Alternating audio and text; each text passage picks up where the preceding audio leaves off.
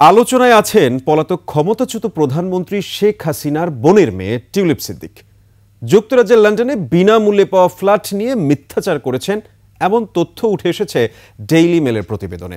একই সঙ্গে ২১শে টেলিভিশনের হাতে এসেছে সুবিশাল অ্যাপার্টমেন্টের সেই ফ্ল্যাটের ভিডিও চিত্র। ৭ লাখ পাউন্ড মূল্যের ফ্ল্যাট উপহারের বিষয়ে মিথ্যা বলেছিলেন টিউলিপ। দাবি করেন এটি তার বাবা মা তাকে কিনে দিয়েছিলেন। তার রয়েছে আরও সম্পত্তি। লন্ডন থেকে শাহেদ শফিকের তথ্যচিত্রে আফসানা নীলার ডেস্ক রিপোর্ট। লন্ডনের কিংস ক্রসে অবস্থিত এই সুবিশাল অ্যাপার্টমেন্টের তৃতীয় তলায় যুক্তরাজ্যের ক্ষমতাসীন লেবার পার্টির মন্ত্রী টিউলিপ সিদ্দিকের ফ্ল্যাট। রয়েছে উত্তর লন্ডনের হ্যাম্পস্টেডে আরও একটি ফ্ল্যাট। যদিও তিনি স্বীকার করতে নারাজ, এগুলো সবই উপহার পাওয়া।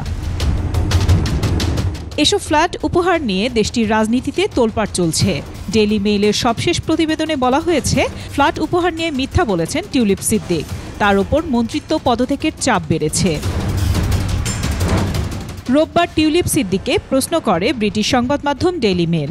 জানতে চাওয়া হয়, কিংস ক্রস এলাকায় অবস্থিত সুবিশাল অ্যাপার্টমেন্টের ২ শয্যা কক্ষের ফ্ল্যাটটি তিনি তার স্বৈরশাসক খালার সঙ্গে সংশ্লিষ্ট ব্যক্তির কাছ থেকে পেয়েছিলেন কিনা। টিউলিপ জানান, উপহার হিসেবে নন, তার বাবা মা তাকে কিনে দিয়েছিলেন ফ্ল্যাটটি। এমনকি ফ্ল্যাট নিয়ে অভিযোগের বিরুদ্ধে আইনি ব্যবস্থা নেওয়ার হুমকিও দিয়েছিলেন টিউলিপ। কোটি কোটি মানুষের ভালোবাসায় ফ্রিজ, টিভি এবং এসিতে দেশের ১ নম্বর ব্র্যান্ড ওয়ালটন। তবে এ সপ্তাহে পাল্টে আসে সুর। টিউলিপের ঘনিষ্ঠ সূত্র জানিয়েছে, ভুল বুঝেছিলেন টিউলিপ। তবে তা বোঝার পর দ্রুত সাংবাদিকদের এ বিষয়ে অবহিত করেন। লেবার পার্টির সূত্র নিশ্চিত করে, কৃতজ্ঞতা বোধ থেকে টিউলিপকে ফ্ল্যাটটি দেন আবাসন খাতের এক ডেভেলপার। তবে টিউলিপ এ নিয়ে সরাসরি মন্তব্য করতে রাজি হননি। এদিকে কনজারভেটিভ দল এরই মধ্যে টিউলিপের পদত্যাগ দাবি করেছে।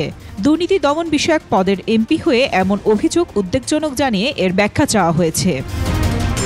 যুক্তরাজ্যের ভূমি নিবন্ধন সংক্রান্ত নথিতে বলা হয়েছে, ২০০৪ সালে তৃতীয় তলার এই ফ্ল্যাটের মালিক হন টিউলিপ। তখন তিনি সবেমাত্র লন্ডনের কিংস কলেজ থেকে MA সম্পন্ন করেন। সে সময় তার জ্ঞাত আয় ছিল না। আফসানা নীলা, ডেস্ক রিপোর্ট, ২১শে টেলিভিশন।